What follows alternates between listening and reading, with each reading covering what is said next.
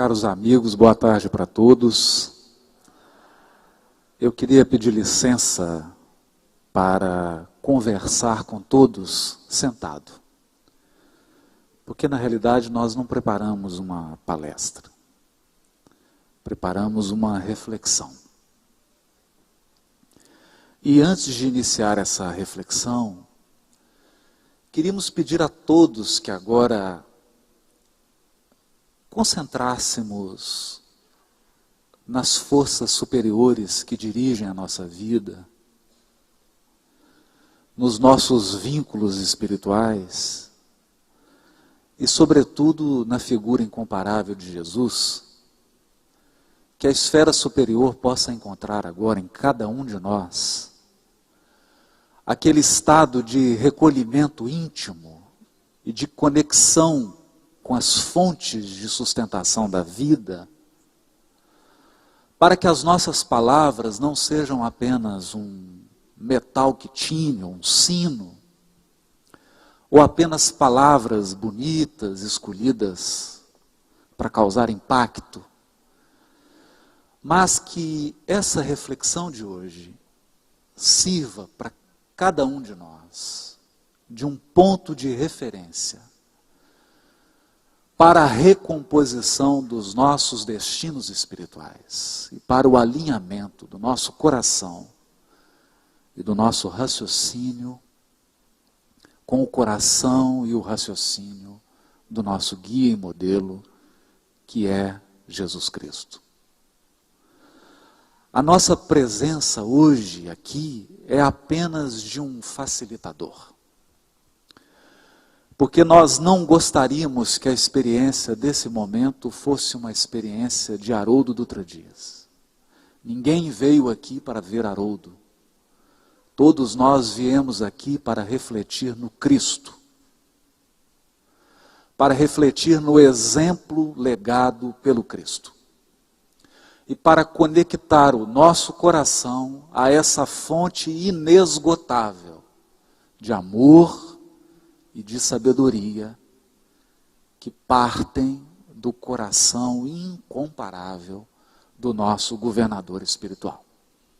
Então, por favor, respire fundo, esqueça o ambiente externo, esqueça a mesa, esqueça os cargos, as apresentações, porque tudo isso são recursos didáticos para que o conteúdo espiritual chegue a cada um de nós, mas apenas recursos didáticos. Funcionam como a embalagem e é preciso ser cuidadoso, porque nós podemos comparecer a um evento dessa magnitude, manusearmos a embalagem e deixarmos o conteúdo.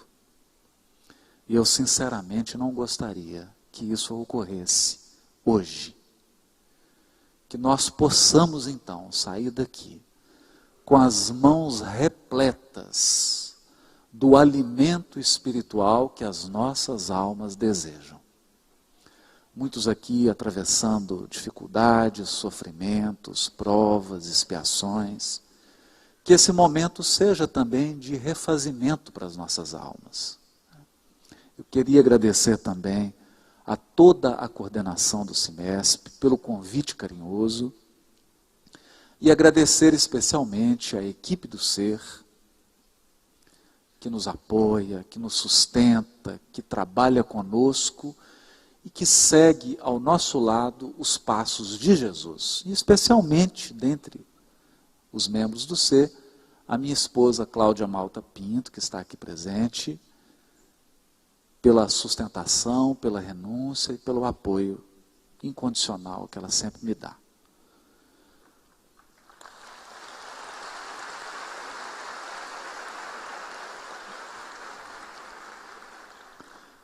A nossa reflexão começa no capítulo 1 do livro Nos Domínios da Mediunidade. André Luiz, em diálogo com um dos benfeitores da obra, o assistente Aulus, conversando sobre alguns aspectos da mediunidade, ouve André Luiz da boca de Aulus a seguinte observação. Indubitavelmente, concordava o assistente Aulus, aproxima-se o homem terreno da era do espírito. Da era do espírito. Sob a luz da religião cósmica, do amor e da sabedoria. E, de certo, precisa de cooperação, a fim de que se lhe habilite o entendimento. Bom, se o assistente Aulus nos apontava que a humanidade se aproximava da era do Espírito, isso significa que não estávamos ou não estamos ainda nela. Na verdade, é fácil constatar que a humanidade ainda vive a era do corpo. Porque o paradigma dominante no mundo é de que o ser humano é o seu corpo. Portanto, ele nasce na concepção e ele termina no túmulo. A vida, então, é uma corrida angustiosa e angustiada em busca de atender a necessidades do corpo físico. Necessidades de alimentação, necessidades de conforto, necessidades de prazer e necessidades ligadas à aceitação, à autoestima, ao pertencimento do grupo. O fazem para atender a necessidades físicas.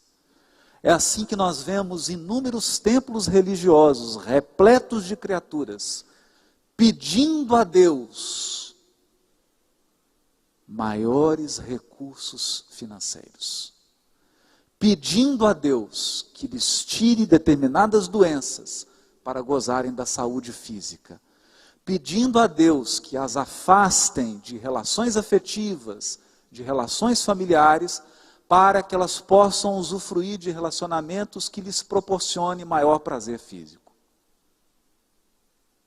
Até mesmo a religião está a serviço de necessidades materiais.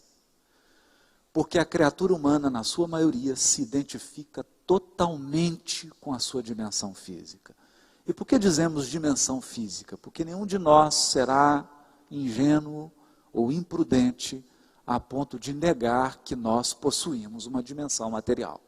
E é bom não menosprezá-la. É bom não agir com irresponsabilidade no trato das questões materiais. Nós precisamos ser cuidadosos, sim, com tudo que diz respeito ao mundo material. Porque ao tratar o mundo material, nós revelamos o caráter da nossa capacidade de cuidar. Quem administra bem seus recursos financeiros, quem administra bem os seus recursos materiais, revela ser um espírito cuidadoso, revela ser um espírito disciplinado. Portanto, a nossa fala não é de modo algum um estímulo à indisciplina, não é de modo algum um estímulo ao desprezo às questões materiais, ao desmazelo, ao descuidado, ao mau gosto, à falta de zelo consigo mesmo e com os patrimônios que a providência divina depositou em nossas mãos.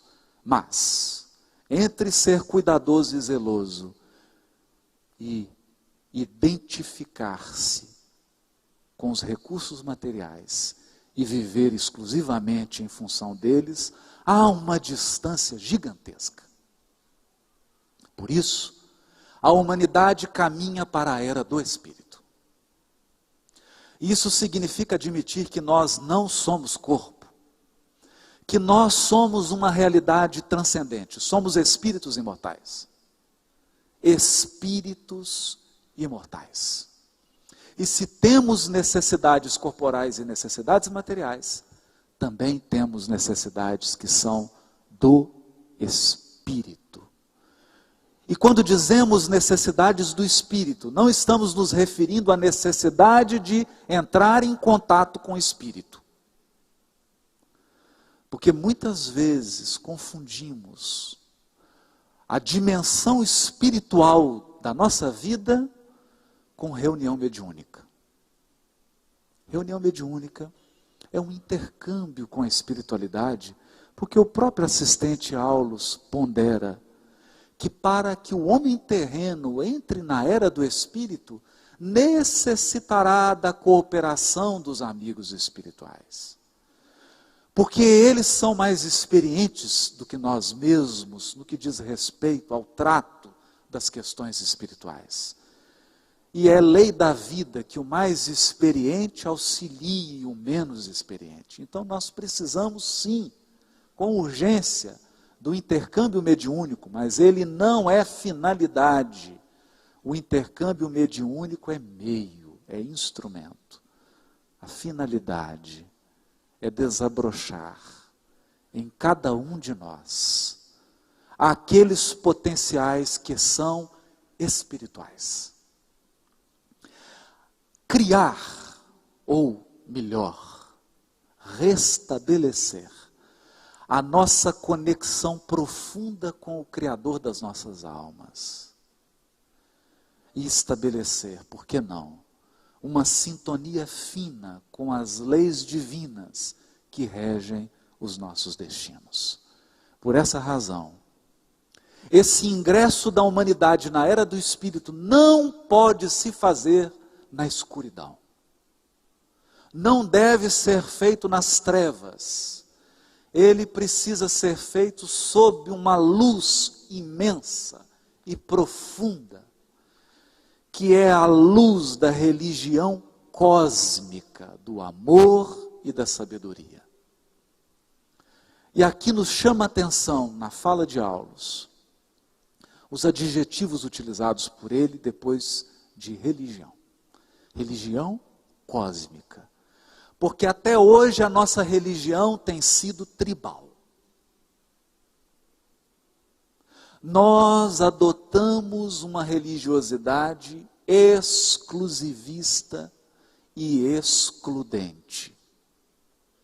Até mesmo nós espíritas. Então, por incrível que pareça, é muito comum ouvirmos, e é muito comum até mesmo falarmos. Às vezes me pego falando assim e penso, meu Deus, como é difícil tirar esse vício do meu coração.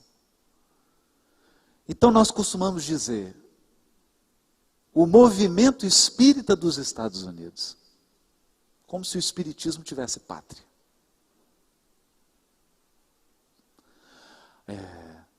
Eu sou espírita da casa espírita tal. Como se o espiritismo pudesse ser circunscrito a uma casa, a um grupo, a uma atividade. E pior ainda, como se a única atividade necessária e relevante fosse aquela que nós desenvolvemos. Esquecidos de que Deus opera na diversidade. E conta com as diferenças para levar a cabo o seu plano divino de redenção das nossas almas. É difícil pensar num aspecto cósmico da religião, porque nós tendemos a acreditar que a melhor religião é aquela que fala o nosso idioma. A melhor religião é aquela frequentada por membros que têm a nossa cor da pele. A melhor religião é aquela que adota os princípios, a cartilha que nós adotamos. Quando o homem terreno se prepara para uma religião que é cósmica, então ela é religião da Terra, ela é religião de Marte, de Saturno, de Júpiter, ela é religião do sistema solar, mas ela é religião também de outros sistemas. Ela é religião da Via Láctea, mas é religião também de outras galáxias. Porque ela é cósmica. Ela não pode se circunscrever. Mas, sobretudo, ela é do amor e da sabedoria. E o amor é, antes de tudo, incondicional e sem limite. E a sabedoria não se cansa de buscar a verdade onde quer que ela se encontre. Portanto, a doutrina espírita nos prepara para esse grandioso momento. Porque ela orienta o nosso pensamento a buscar a verdade. A buscar a verdade. E ela orienta o nosso coração a viver o amor. Mas, ainda que é preciso fazer algumas reflexões. Quando falamos em amor, é preciso reconhecer que todos nós aqui, possui a sua faixa de percepção espiritual. E possui as suas experiências no que diz respeito ao sentimento. Então eu posso falar particularmente de um amor que me diz respeito. Que diz respeito às minhas experiências, como a Jussara pode falar das dela. Mas a pergunta é disso que estamos falando? É disso que estamos falando? Se falamos de uma religião da nova era, e se essa religião é cósmica e é do amor e da verdade, de que amor dizemos? Seria lícito aqui, utilizando a oportunidade que a providência divina me concedeu, ao colocar esse microfone nas minhas mãos, impor a todos que estão aqui, ou influenciar todos que estão aqui, a viver uma experiência de amor que seja a minha? Estabelecer parâmetros, regras, condicionamentos que digam respeito à minha experiência particular? É lícito fazer isso? Tudo me é lícito. A pergunta é se convém. Então nós temos buscado corrigir isso. Mas digamos também da experiência da sabedoria. Cada um de nós, na sua jornada evolutiva, dedicou-se a determinada área do conhecimento. E é natural que cada um aqui colha os frutos justos daquilo que investiu. Porque quem planta, colhe. Muitos aqui gastaram sucessivas vidas aprimorando a sua inteligência na arte, na literatura, na religiosidade, na política, na economia, na matemática. E é muito natural que quando suba a esse palco e fale para as pessoas, queira impor o seu modo de pensar, o seu raciocínio e a sua experiência, acreditando que a sua sabedoria é universal. Acreditando que o seu raciocínio é válido para toda a humanidade. E excluindo todos aqueles que pensam, nem que seja um pouquinho diferente do que pensa a própria criatura. E nós poderíamos vir aqui trazendo inúmeras interpretações, frutos da nossa inteligência, da pequena sabedoria acumulada, porque cada um tem a sua sabedoria, as suas experiências, o seu raciocínio. Mas isso é lícito? É lícito. É lícito. Eu não sei se convém. Não sei se convém. Isso é muito sério. Porque nós podemos passar 50, 60, 70 anos no espiritismo fazendo experiências particulares. Então eu venho aqui para seguir o que o Haroldo sente, o que o Haroldo pensa. O que a Jussara sente, o que a Jussara pensa. Esquecidos de que nós comparecemos aqui, não como padrão de amor e de sabedoria, mas como instrumentos da providência divina. Para que a espiritualidade superior tenha voz, através dos mecanismos sofisticados e sutis da intuição. Pelo menos é o nosso propósito. Não sei se vou conseguir por todo o tempo da exposição. Mas o meu desejo nesse momento é de ser um veículo da espiritualidade superior para que ela fale por mim. Então, por favor, pare de olhar para mim.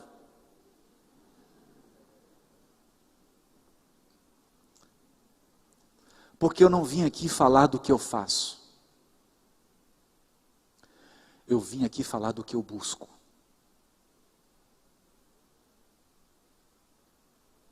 E nesse ponto, se nós vamos falar de uma religião da nova era, é preciso trazer um assunto muito sério agora. Muito sério. Muitíssimo sério. Nós aprendemos no Livro dos Espíritos que a lei de Deus, aquela que contém todo o amor e toda a sabedoria do próprio Todo-Poderoso,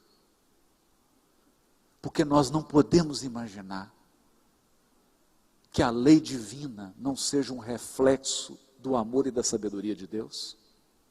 Essa lei divina, ela não está no meu iPad, muito menos nesse livro. A lei divina não está fora de mim. A lei divina está na minha consciência. Ela já é minha. Ela já é meu patrimônio. Eu sou ela. Eu fui feito por ela, com ela e nela. A minha natureza é ser divino. Porque eu não tenho opção de ser, por muito tempo, diferente daquilo que Deus me destinou a ser. Então você pode ser teimoso, você pode ser pirracento, mas nós já perdemos. Porque fomos destinados a ser imagem e semelhança de Deus, porque somos filhos. Somos filhos. Tudo já está na nossa consciência. Ok. A pergunta é: qual o grau de intimidade com a nossa consciência? Mínimo. Falo de mim. Mínimo. Porque as necessidades profundas da nossa alma, que são fruto da consciência que nos dirige, da consciência que nos orienta, consciência essa que é regida por Deus, porque Deus atua em tudo, mas o principal lugar onde Deus atua é dentro de mim, dentro de você. E Ele só atua dentro de você a partir da tua consciência. Portanto, a tua consciência é o altar sagrado onde Deus se manifesta. Porque lá, nela, já tem tudo que é divino, incluindo a lei de Deus. Portanto, quando nos perdemos em necessidades que são provisórias, que são superficiais, que são periféricas, quando nós perdemos o contato com a nossa profunda consciência e com as profundas necessidades da nossa alma, nós tendemos a nos afastar de Deus, ou pior, a afastar as circunstâncias que Deus colocou nas nossas vidas. Mas quando restabelecemos essa conexão, vamos criando uma jornada resumida por João Batista no início do Evangelho. Endireitai as vossas veredas, preparai o caminho do Senhor. É preciso corrigir desvios e preparar um caminho objetivo, consciente, reto. Por esta razão, nós espíritas não temos como fugir de uma questão que é vital. Embora ela seja repetida, e não há palestrante que não repita essa questão. E não há evento espírita que não repita essa questão. Embora é preciso reconhecer que essa questão precisa sair das nossas cabeças e entrar definitivamente no nosso coração. Essa questão é a 625. Se nós estamos falando de uma religião cósmica do amor e da sabedoria, eu preciso de uma referência. Qual é a referência de amor? Qual é a referência de sabedoria para o homem terreno? Qual?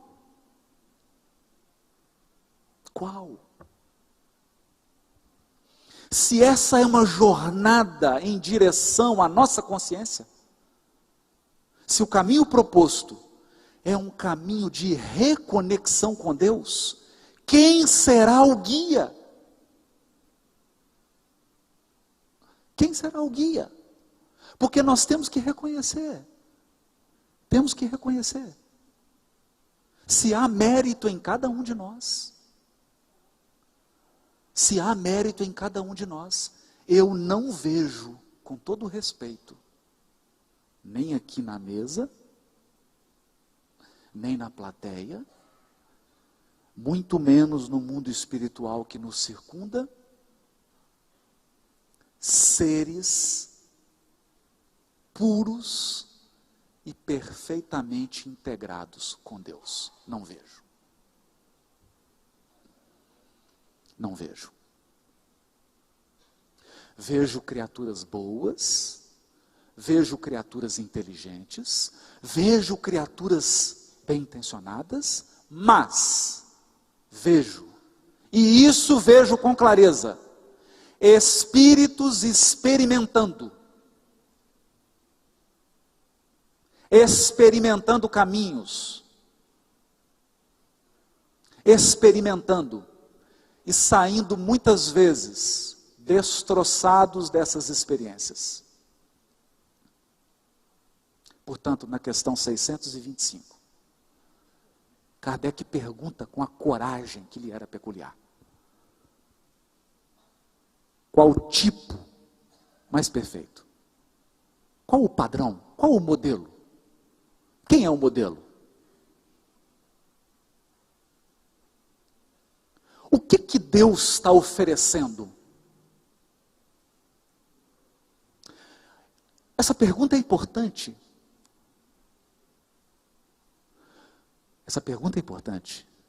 Porque ela fala de uma dádiva, ela fala de um presente, ela não fala de uma escolha. Não é você que escolhe. Não é você que elege.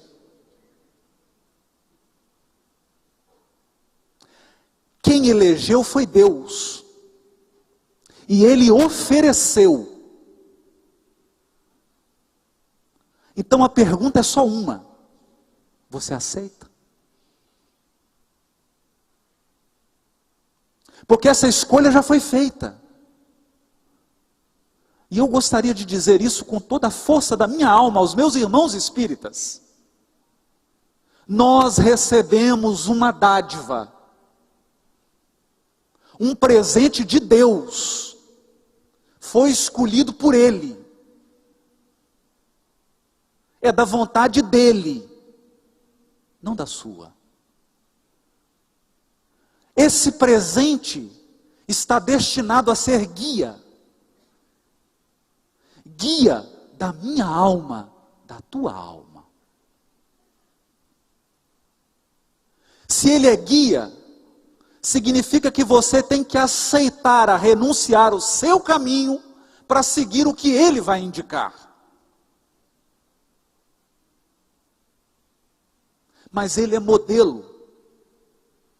Então significa que é preciso aceitar, colocar o meu coração no molde e deixar que Ele molde o meu sentimento. Colocar a minha inteligência no molde e deixar que Ele molde a minha inteligência.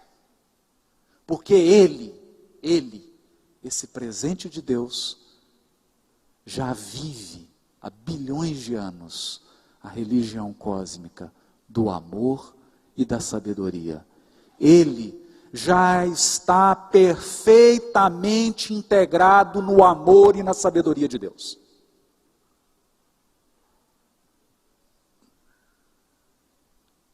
Então,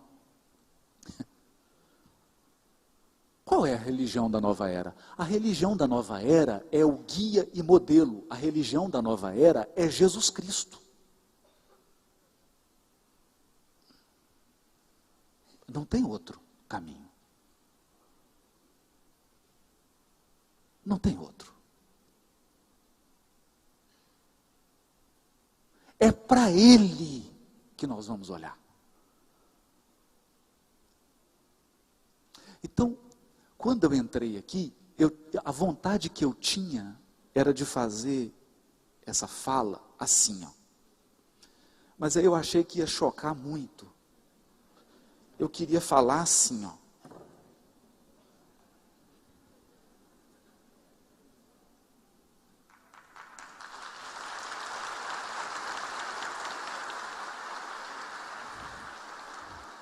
Aí talvez você pense assim, puxa vida, ele está tão sem educação, porque ele está querendo falar de costas para todo mundo. Não.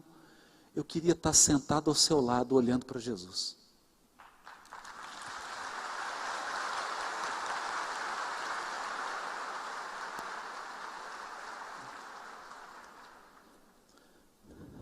Porque qualquer coisa diferente que eu disser aqui, eu vou estar te iludindo.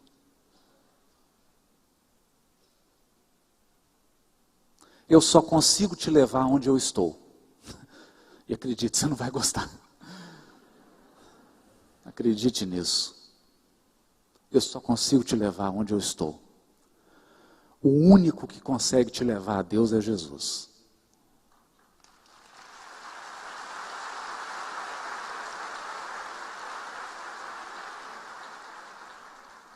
É o único. Bom, feita essa reflexão principal, surge a pergunta, mas o que é religião? O que é religião? Eu gostaria de fugir aqui das elucubrações filosóficas. Porque o problema do excesso de filosofia é que você toma muito café e sai mais ignorante que você entrou. Então eu gostaria de pedir ajuda para Emmanuel no capítulo 10 do livro Roteiro. Que aliás se chama Roteiro, não é à toa. No capítulo 10, Emmanuel diz assim: com o imenso poder de síntese que lhe é peculiar, a ciência multiplica as possibilidades dos sentidos. Eu não vejo definição melhor do que da ciência do que isso. O que a ciência faz? A ciência faz o seguinte: o nosso olho tem um limite, você só consegue enxergar uma faixa de frequência. No meu caso, menor do que a sua, que não tem óculos. O que a ciência faz? Ela multiplica a capacidade do sentido. Então ela te coloca um microscópio e você consegue ver uma célula. O que é um microscópio laboratório? É apenas ver mais. O que é uma tomografia, uma radiografia? Você está ampliando a sua visão. O que é eu construir um telescópio nos Estados Unidos que é maior do que esse centro de convenções? É ampliar o ouvido, porque ele capta onda.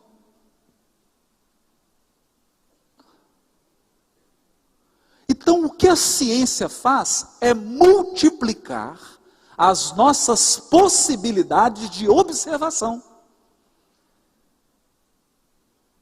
Ela amplia a nossa faculdade de observar a natureza. Com meu olho, sem óculos, eu já não vejo nada mesmo, né? Mas pelo menos com óculos eu vejo alguma coisa, que é mínimo. É mínimo. Então vem a ciência com todos os seus aparatos e amplia a minha capacidade de observação. E então, observando, eu conheço a natureza, porque a natureza já é, ela é antes de você. Ela é independente de você. Ela é. Você observa. E a filosofia? A filosofia aumenta os recursos do raciocínio. Por quê? Porque não basta observar. Depois que você observa, você tem que raciocinar, você tem que comparar, você tem que pensar, você tem que construir um modelo para explicar o que você está observando. Isso é filosofia. Isso é filosofia. Elas são importantes? Muito mais do que importantes. A ciência e a filosofia são imprescindíveis. Imprescindíveis. Agora, observar e raciocinar dizem respeito à inteligência. Dizem respeito à inteligência. Então, essa semana, eu fiquei pensando, porque moro perto de um hospital psiquiatra espírita. Ainda não estou internado lá, mas moro bem perto. Que é o Hospital Espírita André Luiz. E eu fiquei imaginando assim, quantas pessoas estão internadas no Hospital Psiquiatra Espírita André Luiz, porque não conseguem resolver uma equação de segundo grau. Alguém já viu isso? Chega lá uma ficha do paciente psiquiátrico e fala assim, por que você está internado aqui? Porque eu não consigo resolver uns problemas de matemática.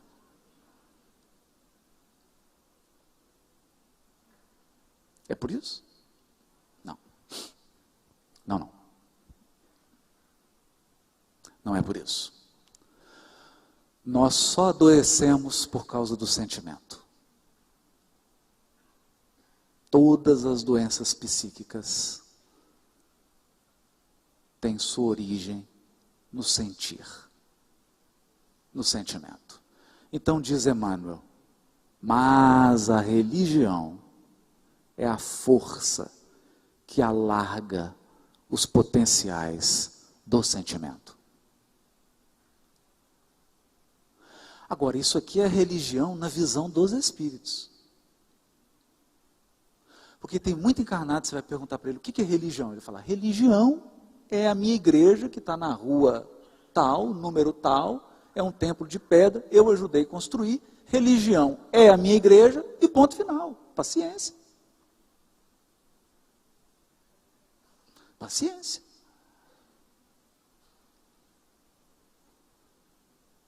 Outros acreditam que religião é um conjunto de pessoas que seguem uma hierarquia. Então tem um que manda em todo mundo, aí um que manda em todo mundo, menos no que manda nele, e assim vai descendo. Até chegar em alguém que não manda em ninguém, só obedece.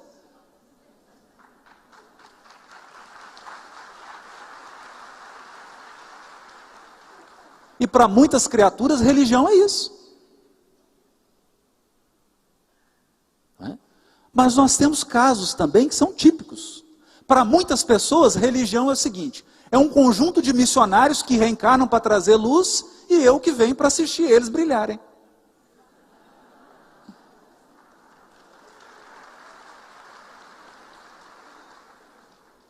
Ou religião é uma biblioteca cheia de livros mediúnicos.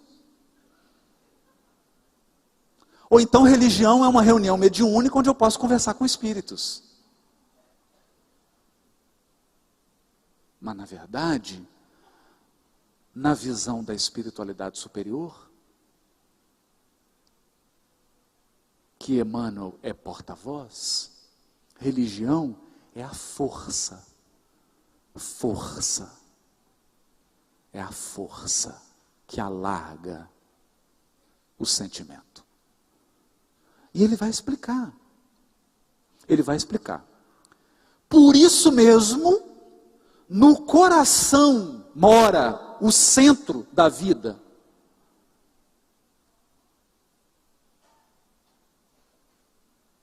O centro da vida está no coração. É por isso que você fica triste, alegre, para cima ou deprimido, animado ou desanimado. O centro da vida está no coração. Dele, do coração, partem as correntes imperceptíveis do desejo. Do desejo. Eu desejo isso. Eu desejo aquilo. Eu desejo. Que se consubstanciam. Quer dizer, como que o desejo toma forma? Porque o desejo é representado por correntes imperceptíveis que partem do coração. Quando que ele toma forma? Quando que ele se consubstancia? Toma substância. Em pensamento no dínamo cerebral. Quando o desejo se transforma no pensamento, você passa a ter ideia. Aí eu vou fazer isso, eu vou fazer aquele curso, eu vou matricular nisso aqui, eu vou tomar essa decisão, eu vou fazer isso. Você acha que está pensando, mas na verdade você está dando forma ao seu desejo.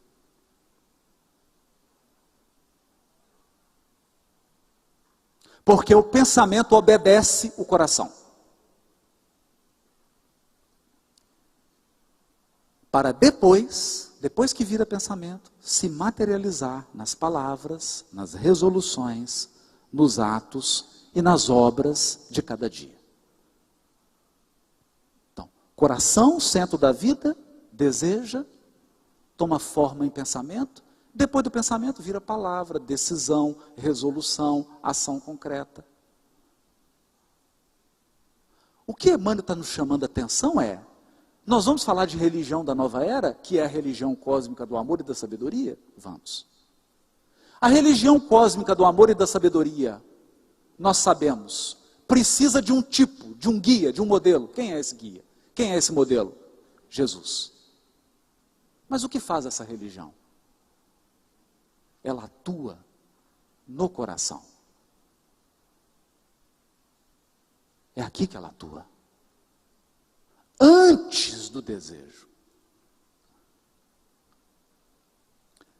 Diz Emmanuel, na luta vulgar, na luta do dia a dia, há quem menospreze a atividade religiosa, supondo-a mero artifício do sacerdócio ou da política. Não entendeu nada, porque está avaliando apenas aspectos periféricos da religião.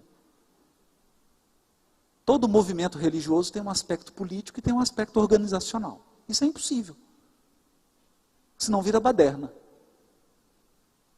Mas isso é superfície. Isso não é o centro.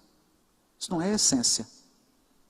Entretanto, é na predicação da fé santificante que encontramos as regras de conduta e perfeição de que necessitamos para o crescimento de nossa vida mental na direção das conquistas divinas.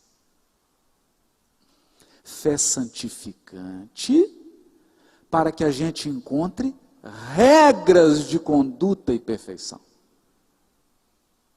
Que nós necessitamos, não são as que a gente quer. Não são. Não são.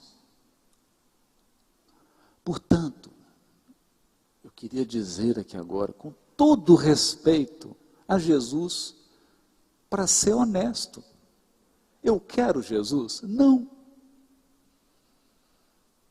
Eu não quero Jesus. Eu preciso dele. Eu necessito dele. Eu necessito dele para o crescimento da minha vida mental. Entendendo que Emmanuel define mente, está lá no Pensamento e Vida, não só como inteligência. Mente não é cérebro. Mente para Emmanuel é coração e cérebro. É sentimento e razão. Isso aqui é mente. Então, para o crescimento espiritual, eu necessito de Jesus. Por quê? Porque eu não sou capaz de fazer esse caminho até Deus sem Jesus. Moça, mas como é que você pode dizer uma coisa dessa, Haroldo? Não fui eu que disse, foi ele. Ninguém vem ao Pai senão por mim.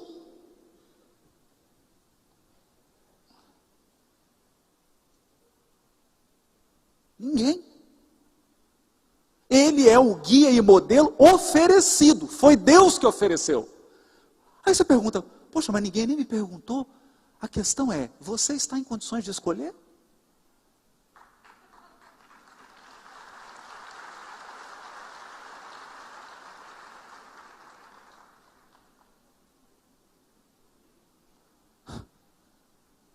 Está em condições de escolher? Como que eu vou avaliar a competência de um guia se eu não sei onde chegar? Se é ele que sabe. Não tem como. Se for um lugar que eu já fui, eu posso até avaliar o guia. Olha, esse guia é bom, viu? Eu conheço o Recife, conheço tudo. E ele realmente levou nos melhores pontos. Mas isso é depois que você conhece. A pergunta é, se você já conhece, para que um guia?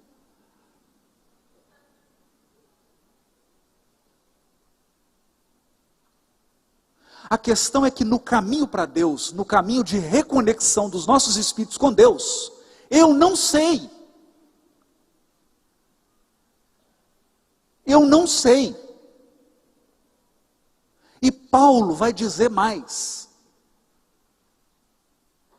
Paulo vai dizer, porque Paulo é bravo, né? Paulo vai dizer assim, eu não só não sei, o espírito humano está tão mergulhado no erro e na ilusão, que ele é incapaz de sentir, de ter sensações reais, ele é incapaz de sentir, de raciocinar, de desejar, de imaginar.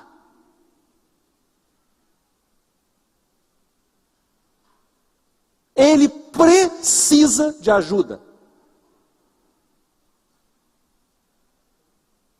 Tamanho o grau de contaminação. Só que ele fala isso na linguagem de 2000 anos atrás. Ele vai chamar essa contaminação de pecado. Que não é nada mais, nada menos do que os hábitos milenares que nós trazemos e que nos levam sempre para as mesmas experiências. Sempre repetindo as mesmas experiências, achando que vai aprender algo novo numa experiência que já foi repetida 10 vezes. 20, 30. Então nós precisamos de ajuda. E é aqui que entra a religião. Porque ela vai aonde? Ela vai onde? Ela vai na base, na essência, que é teu coração. Teu coração. Aí ele diz assim, a religião é a força que está edificando a humanidade. É a fábrica invisível do caráter e do sentimento. É a fábrica invisível do caráter e do sentimento. Porque religião tem a ver com sentimento e, portanto, com caráter. Caráter. Por isso Jesus é tipo. Tipo, é o tipo do caráter perfeito. Milhões de criaturas encarnadas guardam ainda avançados patrimônios de animalidade. Valem-se da forma humana. Olha que aqui o Emmanuel está bravo, né? Como quem se aproveita de uma casa nobre para a incorporação de valores educativos. Possuem coração para registrar o bem, contudo, abrigam impulsos de crueldade. O instinto da pantera, a peçonha da serpente, a voracidade do lobo, ainda imperam no psiquismo de inumeráveis inteligências. Essa é uma constatação chocante. Eu me lembro, e é interessante isso, né? Se a gente quer perceber o que é um ser, um psiquismo, na forma humana, agindo como um animal tresloucado,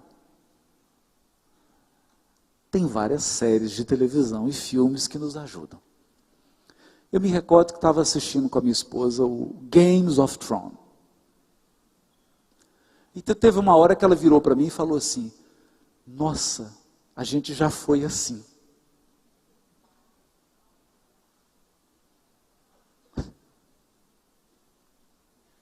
Entende? Bom, a gente ainda é assim.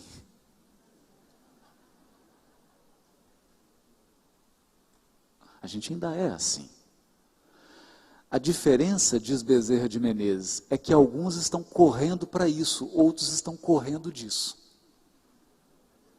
Essa é a diferença. Animalidade psíquica servindo-se da forma humana. Mas o projeto é de humanidade, é de humanização. E quem é o homem tipo? Está lá no Evangelho, no Livro dos Espíritos, na mensagem de Paulo de Tarso. Quem é o homem tipo? O homem tipo é Jesus. Esse é o homem verdadeiro, esse é o projeto do ser humano. O ser humano que Deus quer na terra é ele. Ele é o melhor modelo. Ele é um modelo. Porque a gente tem assim, vou comprar um carro, modelo 2016. Não. Jesus é o modelo para daqui milhões de anos ainda. Por isso que ele é novidade absoluta. Absoluta. Aí Emmanuel conclui: só a religião consegue apagar as mais recônditas arestas do ser. Por quê? Porque as mais recônditas arestas estão lá no fundo do coração, que é a base do sentimento. Determinando nos centros profundos de elaboração do pensamento. Quais são os centros profundos de elaboração do pensamento? Coração. É o coração.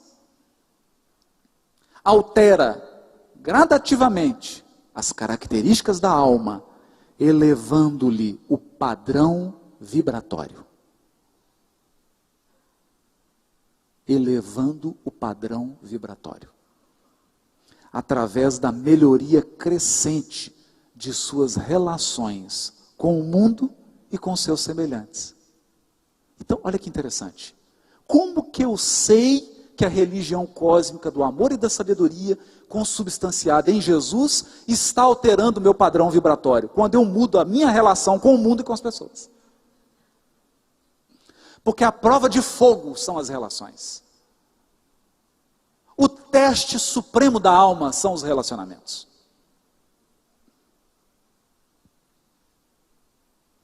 Esse é o teste supremo.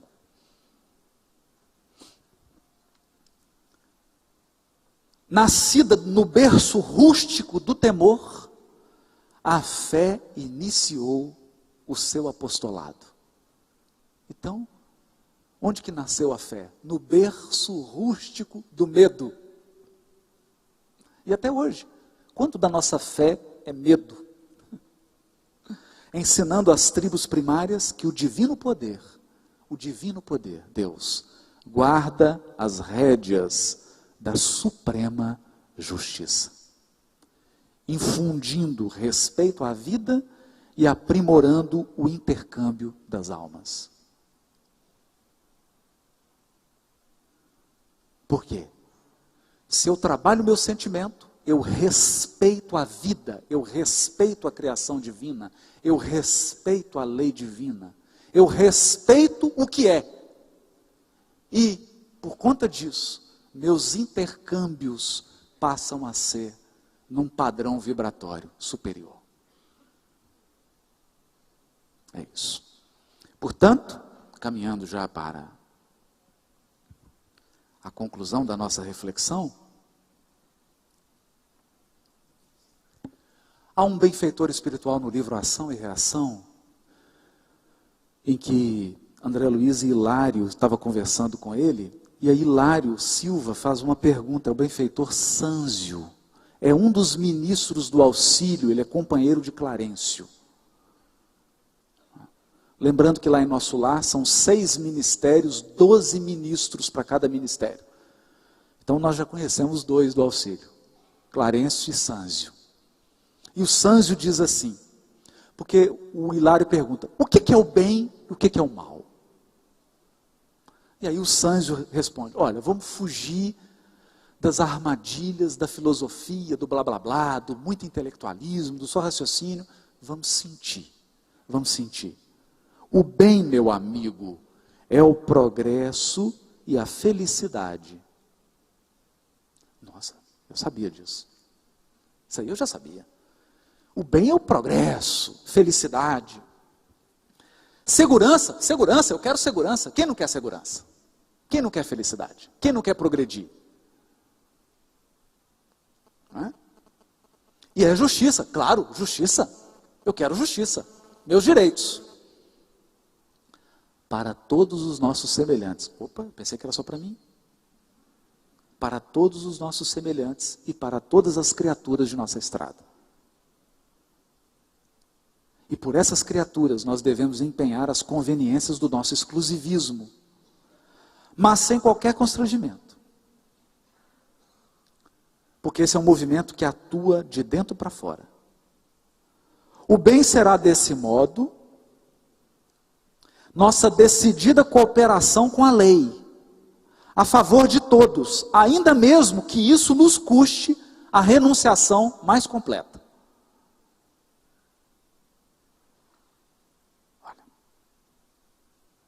Visto não ignorarmos que auxiliando a lei do Senhor e agindo de conformidade com ela, seremos por ela ajudados e sustentados no campo dos valores imperecíveis. E o mal, o que é o mal? O mal será sempre representado por aquela triste vocação do bem unicamente para nós mesmos. A expressar-se no egoísmo e na vaidade, na insensatez e no orgulho que nos assinalam a permanência nas linhas inferiores do espírito. Eu achei interessante isso aqui. Porque o que o Sânzio está dizendo, o que é o mal? O mal é progresso, o mal é felicidade, o mal é segurança, o mal é justiça, só para mim.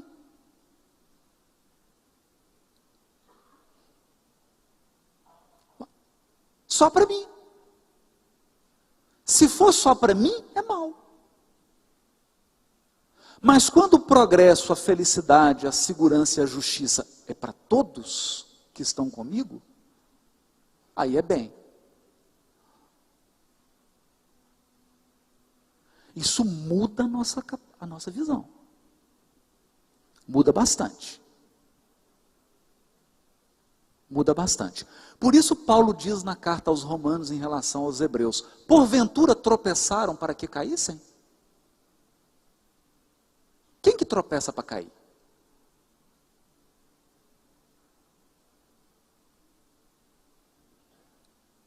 Se nós fizermos uma avaliação da nossa jornada evolutiva, às vezes em que caímos e que cometemos erros, fizemos isso para cair? Não, fizemos isso porque queríamos segurança, felicidade, progresso e justiça, só para a gente.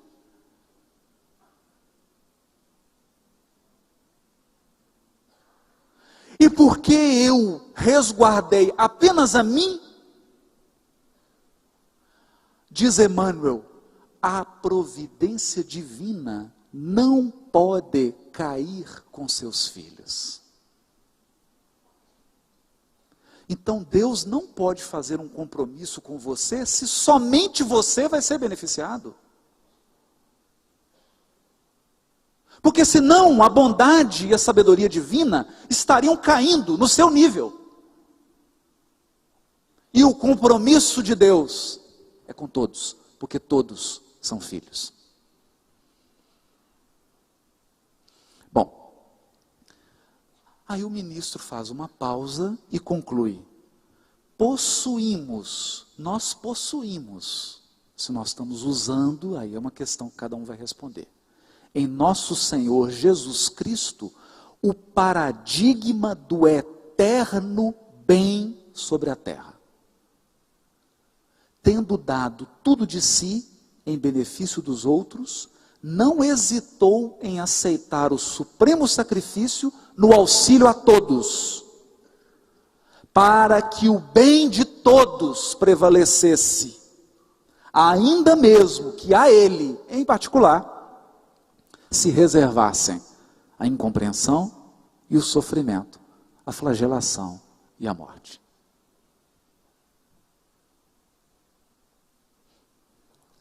Olha, o compromisso do Cristo com o bem de todos era tão profundo, que ele abdicou de si mesmo. De si mesmo. Por isso a advertência profunda do Evangelho. Aquele que quiser ser meu discípulo, negue a si mesmo. Tome sua cruz e siga-me. Mas isso é uma escolha. Isso é uma escolha. Bom, antes de começar a palestra,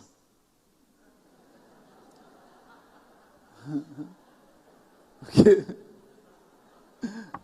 não é palestra, é uma conversa. Antes de começar essa conversa, eu fiz uma oração com a minha esposa Cláudia ali atrás. Nós respiramos, e enquanto respirávamos, fazíamos um Pai Nosso, e caiu ao acaso, porque nós espíritas somos seguidores do acaso.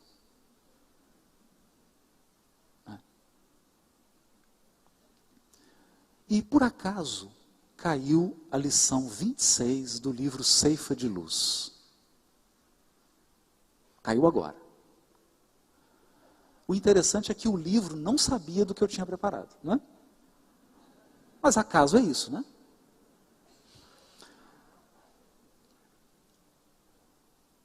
O capítulo 26 do livro Ceifa de Luz, que eu quero encerrar a nossa reflexão com essa mensagem, Emmanuel dá o título de Em Nossas Mãos,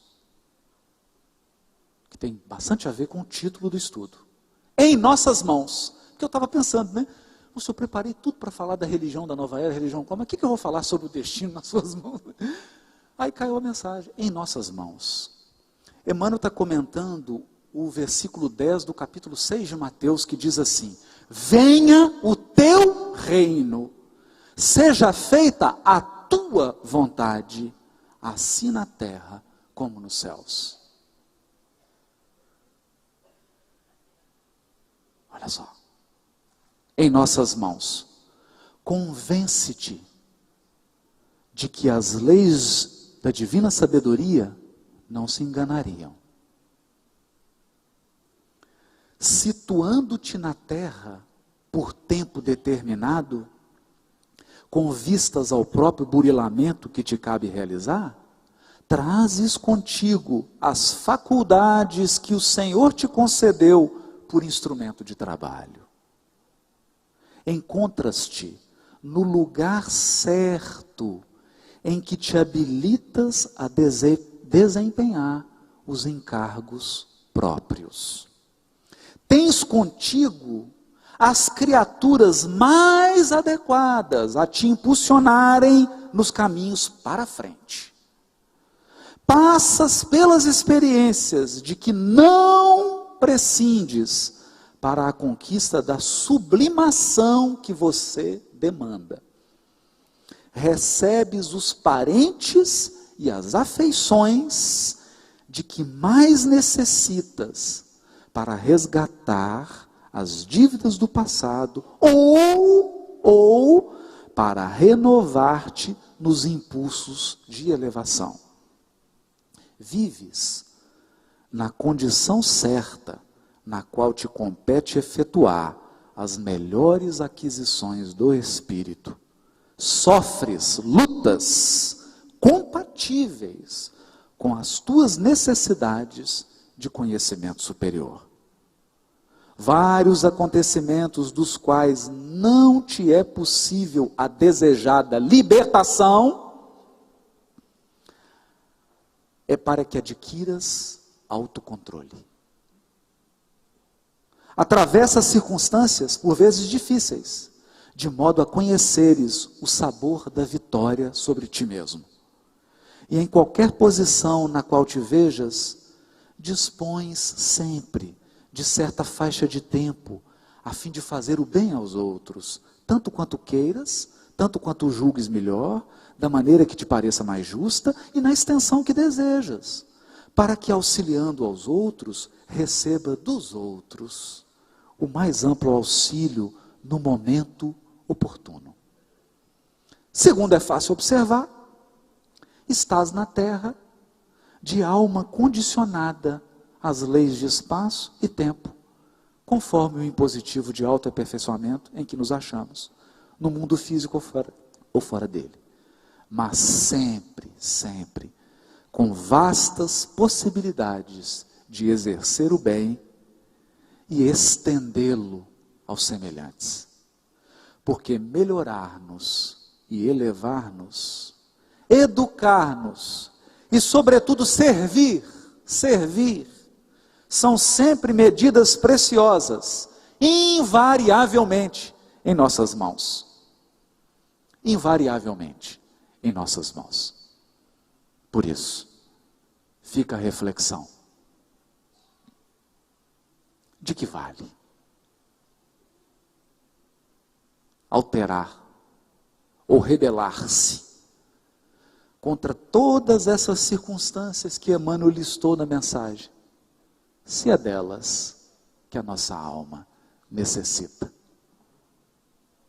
De que vale repelir o Cristo, se é dele que nós necessitamos para edificar em nós os verdadeiros seres humanos que Deus espera que nós sejamos? Muito obrigado. Boa tarde para todos.